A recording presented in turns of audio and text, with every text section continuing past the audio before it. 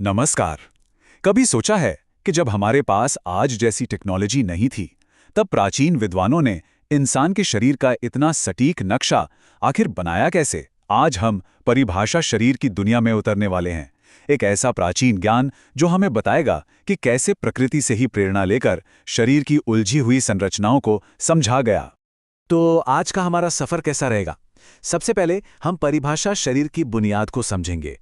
फिर शरीर को आपस में जोड़ने वाले उस ताने बाने को देखेंगे, जानेंगे कि हड्डियों के संगम स्थल कौन से हैं, और शरीर की सीमाओं और टांकों के बारे में भी बात करेंगे। और अंत में देखेंगे कि ये सब मिलकर शरीर का एक पूरा नक्शा कैसे तैयार करते हैं। तो चलिए शुरू करते हैं। परिभाषा शरीर दरअसल प्राचीन भारतीय ग्रंथों की एक शारीरिक शब्दावली है। और जानते हैं इसकी सबसे कमाल की बात क्या है? ये शरीर की मुश्किल से मुश्किल संरचना को समझाने के लिए हमारे आसपास की दुनिया से ही बहुत सरल लेकिन बहुत शक्तिशाली रूपकों का इस्तेमाल करती है। इस पूरी प्रणाली की आत्मा को समझने के लिए ये सवाल बहुत जरूरी है। जरा सोच कर देखिए, उस समय के लोग शरीर को समझने के लिए प्रकृति को और अपनी रोजमर्रा की जिंदगी की चीजों को कितनी बारीकी से देखते होंगे। चलिए अब थोड़ा और गहराई में उतरते हैं और शरीर के उस संयोजी ताने बाने को समझते हैं। मतलब वो कौन सी संरचनाएं हैं जो हमारे शरीर के हर हिस्से को एक साथ बांध कर रखती हैं। और देखिए, ये सिर्फ कोई कोरी कल्पना नहीं थी। जैसा कि इन प्राचीन ग्रंथों में दिखता है, ये सारी अवधारणाएं बहुत गहरे अवलोकन और एक सिस्टमैटिक स्टडी पर आधारित हैं। हमारा पहला टर्म है कुर्चा। इसका शाब्दिक अर्थ है ब्रश। सोचिए, जैसे एक पेंटिंग ब्रश में बहुत सारे रेशे एक साथ बंधे होते हैं, वैसे ही शरीर में कुछ जगह हैं जहां मांसपेशियां, नसें और धमनियां एक साथ मिलकर एक गुच्छा या कह सकते हैं एक ब्रश जैसी संरचना बनाती हैं। और मजे की बात देखिए, इस प्राचीन प्रणाली ने सिर्फ बताया ही नहीं, बल्कि इनकी सटीक गिनती भी की है। शरीर में ऐसे कुल 6 कूर्चा या ब्रश माने गए हैं। चलिए देखते हैं ये कहाँ-कहाँ हैं। तो ये 6 ब्रश कहाँ हैं? 2 हमारे हाथों में, 2 पैरों में, 1 गर्दन में और 1 शिश्न में। आप देख सकते हैं कि ये वर्गीकरण शरीर के उन हिस्सों पर ध्यान दे रहा है जो हमारे मूवमेंट और एक्शन के लिए बहुत ज़रूरी हैं। अब आते हैं एक और बहुत ही ज़रूरी शब्द पर, कंडरा।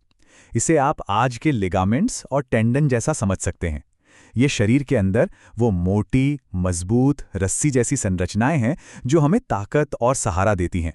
इस प्रणाली के हिसाब से हमारे शरीर में कुल 16 कंडरा होती हैं। यही हैं वो मजबूत रस्सियां जो हमारे पूरे कंकाल को सहारा देती हैं और हमें चलने फिरने में मदद करती हैं। इन 16 कंडरा का बंटवारा भी देखिए कितना व्यवस्थित है। 4 पैरों में, 4 हाथों में, 4 गर्दन में और 4 हमारी पीठ में।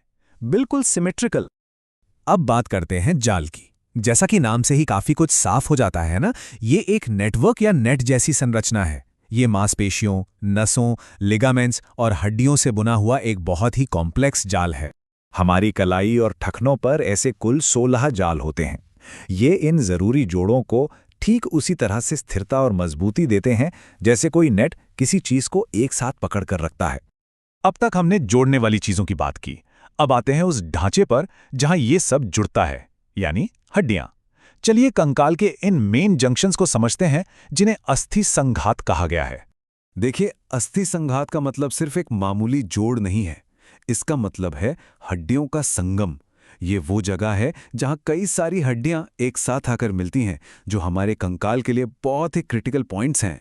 और हाँ, अंदाजा लगाइए, इनकी भी गिनती की गई है। शरीर में ऐसे कुल 14 अस्थि संघात बताए गए हैं। ये 14 जगहें कौन सी हैं? चलिए देखते हैं। हमारे टखनों, घुटनों, कूल्हों, कलाई, कोहनी और कंधों में 2-2 और एक श्रोणी यानी पेल्विस में और एक सिर में। देखा जाए तो हमारे शरीर के लगभग सभी मुख्य जोड़ इसमें आ गए। आप कुछ ऐसे शब्दों को देखते हैं जो शरीर की बाउंड्रीज, उसकी सीमाओं और टांकों के बारे में बताते हैं। बिल्कुल वैसे ही जैसे कोई दर्जी कपड़े के अलग अलग टुकड़ों को आपस में सिलता है। यहाँ 3 बहुत दिलचस्प शब्द हैं। पहला है सीमांत, यानी शरीर की सीमाएं, खासकर हमारी खोपड़ी की। इनकी संख्या को लेकर ग्रंथों में थोड़ा मतभेद है। कुछ 14 बताते हैं तो कुछ 18। फिर हैं सेवनी, जिसका मतलब है टांके। जैसे हमारी खोपड़ी की हड्डियों के बीच के जोड़ होते हैं ना, वैसे इनकी संख्या 7 है। और आखिर में है मांसरज्जू, यानी वो 4 मांसपेशियों की रस्सियां जो मसल्स को हड्डियों से मजबूती से जोड़ती हैं। तो अब तक हमने अलग अलग पुर्जों को तो समझ लिया। अब देखते हैं कि ये सब मिलकर एक पूरी तस्वीर, एक पूरा नक्शा कैसे बनाते हैं। इसके लिए अंग प्रत्यंग की अवधारणा को समझना बहुत जरूरी है। इस सिस्टम के हिसाब से शरीर को पहले मोटे तौर पे बड़े हिस्सों में बांटा गया है, जिन्हें कहते हैं अंग। ये हैं 2 हाथ, 2 पैर, सिर और गर्दन और हमारा पूरा धड़। ये तो आज भी काफी लॉजिकल लगता है ना?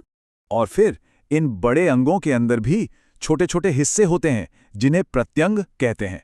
जैसे हाथ एक अंग है तो कंधा, कोहनी और उंगलियां उसके प्रत्यंग हुए।